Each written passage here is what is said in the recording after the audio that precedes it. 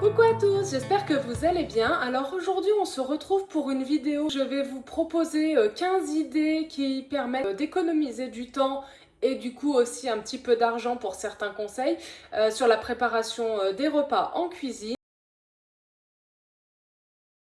J'ai réfléchi un petit peu en fait à comment moi je m'organisais, qu'est-ce que je pensais qui pouvait m'être utile pour m'améliorer, pour gagner du temps en cuisine. J'ai regardé également sur internet, enfin du coup je vous ai fait un petit pêle-mêle de tout ça. Alors j'ai divisé les conseils en fait en trois parties. Une première avant la préparation du repas, une deuxième le jour J et une troisième partie pendant la préparation des repas. Alors pour tout ce qui est en amont, en fait c'est tout ce qui va vraiment vous permettre un petit peu d'anticiper vos repas et qui va vraiment être un gros gain de temps au final. Dans un premier temps, en fait ce que je vous propose c'est de faire un état des lieux de ce qui vous reste dans vos placards parce qu'en fait on a énormément de choses qui restent souvent, des bocaux, des légumineuses, des céréales ou voire même des fois des légumes dans le frigo. Et l'intérêt c'est d'éviter de gaspiller, donc quand on fait l'état des lieux, on liste tout ce qu'on a et ensuite ça va s'en découler le deuxième conseil de lister en fait nos menus et notre liste de courses. C'est vrai qu'on gagne quand même beaucoup d'argent en listant tout ça et en évitant de jeter. D'une part, je trouve vraiment dommage avec l'augmentation des prix actuels de jeter des denrées alimentaires. Et ça nous permet également donc d'économiser sur des achats un peu compulsifs où on n'aurait pas réfléchi à ce qu'on va faire. Ce qui peut aider en fait à préparer tout ça, c'est d'avoir dans un petit cahier, alors je ne l'ai pas pris là, mais moi j'ai un petit cahier dans lequel je note les recettes que j'ai beaucoup aimées, qui m'ont semblé rapides, faciles et économiques, et comme ça quand je suis en panne d'inspiration, je vais dans ce petit cahier et je regarde, donc souvent j'essaye de les classer par saison et puis je tire un petit peu au sort en fonction de ce qui m'intéresse et de ce que j'ai dans mes placards. Ce que je trouve très intéressant en fait dans la conception aussi des menus sur une semaine, c'est de se dire qu'est-ce qu'on peut faire avec un seul ingrédient. Alors je vais dire n'importe quoi, mais du tofu, qu'est-ce que vous pouvez en faire? Et notamment, qu'est-ce qu'on peut faire comme assaisonnement avec? Alors, je vais vous expliquer. Si je prends du tofu, je vais le diviser, j'ai mes trois blocs et je vais avoir trois assaisonnements différents. Donc, un par exemple au curry, un type persillade et un type asiatique avec du soja. Donc, ça nous fera déjà trois orientations culinaires différentes avec un même ingrédient. C'est les trois thématiques qui pour moi reviennent souvent, mais vous les adaptez en fonction de vos goûts à vous, bien entendu. Ce que je trouve très utile, c'est quand même si je suis une adepte du fait maison, que j'achète quasiment jamais de plats déjà tout prêts, mais globalement, je trouve quand même intéressant d'avoir des aides culinaires. C'est-à-dire que je ne vais pas m'amuser toutes les semaines à faire ma sauce tomate maison. Il y a par exemple également le seitan. Je sais qu'il y en a plein qui vont vous dire que ça se prépare très facilement avec du gluten de blé et de l'eau. Je suis entièrement d'accord. Personnellement, j'ai pas envie de passer des heures en cuisine à préparer du seitan qui peut être déjà prêt et que je peux acheter déjà soit assaisonné, soit déjà cuit. J'ai des céréales qui cuisent vite, comme le boulgour, comme la semoule complète. Donc n'hésitez pas à faire un peu le tour et à achalander vos placards en produits qui se cuisent rapidement et en aide culinaire. En troisième point, ce que je vous propose, c'est de faire vos courses une seule fois par semaine. Moi, j'essaye de m'y tenir parce que déjà, on dépense moins. On y va une fois, on achète tout. On gagne un temps considérable. Ce qui peut être bien, si ça vous plaît, c'est de faire en drive. Si vous êtes assez habile avec les applications drive, vous faites votre liste de courses et bim, vous allez la chercher. Il y en a pour 5 minutes, c'est vrai que c'est royal. Personnellement, je n'aime pas parce que je ne trouve jamais tout ce que je veux de la marque que je veux. C'est-à-dire que je prends souvent la marque distributeur et en drive, c'est soit pas le bon format, soit pas la bonne marque. Donc c'est vrai que personnellement le drive je m'y retrouve pas. Par contre c'est vraiment un gain de temps considérable. J'ai oublié de préciser que l'intérêt de planifier ces menus c'est qu'en fait ça permet de lisser sur la semaine une sorte d'équilibre alimentaire et de diversité alimentaire qui est pas négligeable. Pour une petite parenthèse, j'avais fait une vidéo pourquoi préparer ces menus. Je vais vous la mettre en description, enfin en barre d'infos. Une fois que les menus sont faits, une fois que les courses sont faites, je vous propose en quatrième idée, c'est de faire votre meal prep. Alors meal prep, façon de parler. Personnellement, je n'aime pas faire de meal prep comme on l'entend dans plein de vidéos, c'est-à-dire de préparer tous nos repas sur une semaine, donc par exemple le dimanche. Personnellement, ça me dérange beaucoup de garder mes aliments une semaine au frigo, même si c'est dans des boîtes Tupperware. j'aime pas. J'ai l'impression que c'est pas frais, que c'est un peu passé, donc c'est quelque chose qui ne me convient pas. Par contre, ce que j'aime bien, c'est effectivement, en retour de course, préparer tous mes fruits et légumes. Alors là, il y a des choses auxquelles il faut que je me mette aussi. Donc ces conseils, je vais essayer de me les appliquer également. C'est-à-dire vraiment quand vous rentrez, tous vos légumes, vous les lavez, vous les épluchez, vous les coupez dans les formats qui vont correspondre à vos recettes de la semaine et vous mettez tout ça sous vide. Une fois que c'est déjà détaillé, vous arrivez pour votre recette le jour J, vous n'avez plus qu'à ouvrir les tupperwares et les mettre à cuire.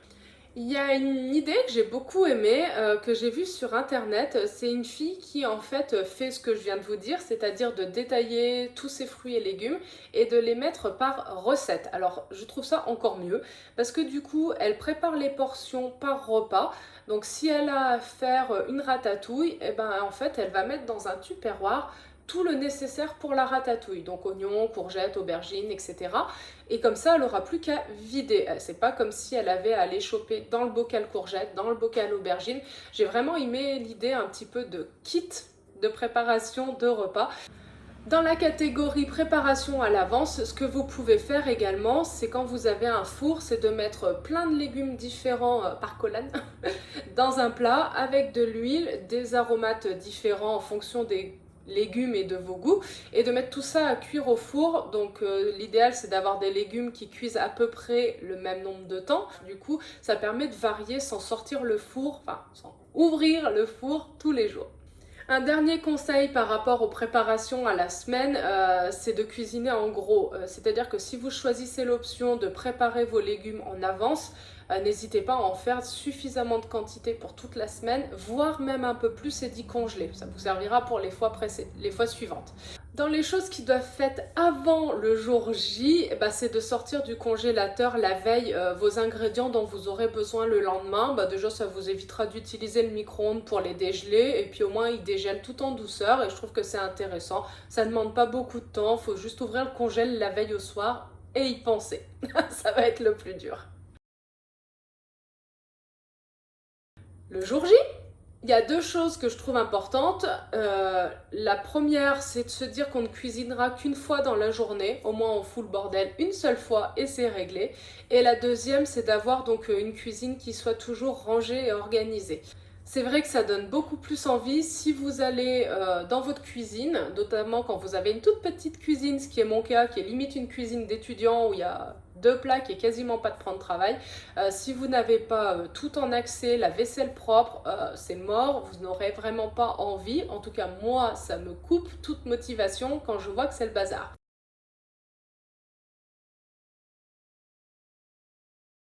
L'avoir aussi organisé dans le sens où c'est bien d'avoir quand même tous les ustensiles de cuisine courants, en tout cas à portée de main. C'est vrai que si il faut aller courir à la cave pour aller chercher la friteuse ou pour aller chercher la cocotte minute, c'est embêtant. On en arrive à pendant, donc le moment de cuisiner. Moi, ce que j'aime bien faire et qui me fait aussi gagner beaucoup de temps et d'organisation, donc en conseil numéro 8, ça va être de prévoir tout ce que j'ai besoin. Que ce soit en ustensiles de cuisine ou même en aliments. Je vais regarder ma recette ou alors je vais réfléchir à ce que je veux faire et je vais tout sortir sur la table. Donc au moins comme ça, j'aurai juste à prendre, à mettre, à couper, à hacher. Quelque chose qui est vraiment pratique et que je me suis rendu compte au fur et à mesure, mais vous le faites très certainement j'imagine, ou en tout cas c'est une idée que je trouve intéressante, c'est d'avoir deux contenants, c'est-à-dire sur le plan de travail, avoir un bac dans lequel je vais mettre tout mon compost et un autre pour le tri. Ensuite, question organisation, ce que j'aime bien c'est avoir mon plan de travail organisé en fonction de mes préparations, c'est-à-dire que je vais mettre au fond tout ce qui va être utilisé après et je mets devant tout ce que je vais utiliser en premier. Ça m'évite de crapahuter au fin fond de ma table pour aller chercher mes affaires. Pour gagner du temps, on n'y pense pas, enfin moi j'y pense pas forcément. Souvent je me dis, je réfléchis à mon repas, entrée, plat, dessert, je commence par l'entrée, je fais mon plat, je fais mon dessert. Sauf qu'en fait du coup dans les repas, souvent le plat demande du temps de cuisson et ce temps de cuisson vous pouvez l'optimiser en faisant autre chose. Donc maintenant j'ai inversé mes préparations, je commence par les cuissons. Je fais mon entrée en même temps ou mon dessert. Vraiment, je priorise en fonction du temps que ça va me prendre et du temps de repos nécessaire. Ce qui est intéressant, c'est de multiplier les modes de cuisson, notamment quand vous avez peu de plaques. C'est vraiment pratique quand on se dit on met des choses dans une plaque, on fait cuire aussi au micro-ondes. Il y a des choses qui peuvent être cuites au micro-ondes qui vous font gagner du temps de manière assez considérable. La dernière fois où j'ai fait cuire mes carottes en 5 minutes, j'étais assez bluffée.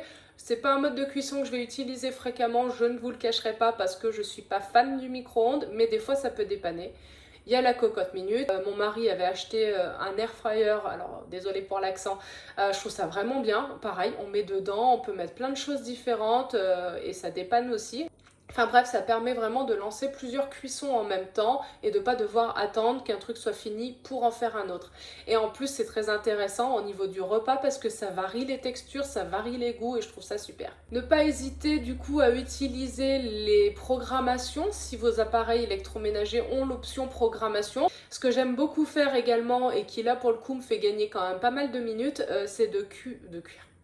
De faire chauffer mon eau à la bouilloire. Quand j'y mets sur mes plaques, c'est des plaques électriques, c'est très long et du coup je perds beaucoup de temps. Si je fais bouillir mon eau à la bouilloire en 1 minute, même pas, elle est chaude, je la mets ensuite dans ma casserole et je gagne vraiment beaucoup de temps.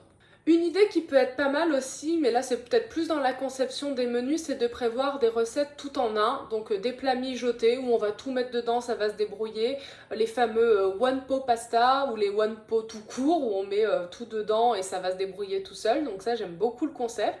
Les bowls, mais c'est pas mal à base de crudité, donc tout ce qui n'utilise pas la cuisson aussi nous fait gagner énormément de temps. Moi pour les entrées maintenant, ce que je trouve déjà bon pour la santé et puis super rapide, c'est de faire des crudités. Je varie la sauce, je varie un peu le topping, mais globalement les crudités c'est royal pour gagner du temps. Enfin, vous pouvez vous faire aider. Il ne faut pas désespérer que vous soyez avec des enfants, avec un conjoint, alors peut-être pas avec votre chien ou votre chat, mais si vous en avez la possibilité, n'hésitez pas à vous faire aider parce que c'est vraiment convivial déjà. Et puis, c'est aussi un bon apprentissage, je trouve, pour les enfants. Et c'est assez ludique. Donc, si vous en avez l'occasion ou l'opportunité, n'hésitez pas à demander un peu autour de vous, à vous donner un coup de main. On l'oublie des fois un petit peu trop. Et enfin, en petit bonus, une dernière idée pour gagner du temps, c'est d'utiliser les restes. C'est ce que je vous disais tout à l'heure, c'est-à-dire que je vais prendre mes restes et je vais les recycler sous une autre forme. J'avais fait la semaine dernière du chili vegan. Je l'ai utilisé pour faire du chili avec du riz, je l'ai utilisé pour faire des wraps, je l'ai utilisé pour faire des sortes de lasagnes où j'ai mis après de la crème de soja, j'ai mis de la pâte, enfin bref, voilà ce genre de choses. Et s'il m'en était resté, j'avoue que j'aurais tout mixé également pour y utiliser en fond de tarte ou alors en tartinade éventuellement, parce que c'était très goûtu, donc je pense que ça aurait pu être intéressant. Donc tout ce qui est déjà cuit n'est plus à cuire, j'ai envie de dire. Donc n'hésitez pas à les reprendre et à les mettre sous une autre forme pour ne pas avoir l'impression de manger toujours la même chose. Voilà, donc j'espère que ces longs conseils vous auront donné un peu des idées. Je ne doute pas qu'il y en a plein que vous ayez déjà en tête. Après, personnellement, il y en a plein que j'ai en tête et que je n'applique pas pour autant. Donc l'idée, c'est vraiment d'essayer de les mettre en pratique. Et je pense qu'avec tout ça, il y a moyen quand même de gagner pas mal de temps. Voilà, donc c'est la moi du futur, une fois qu'elle a monté ses vidéos qui revient.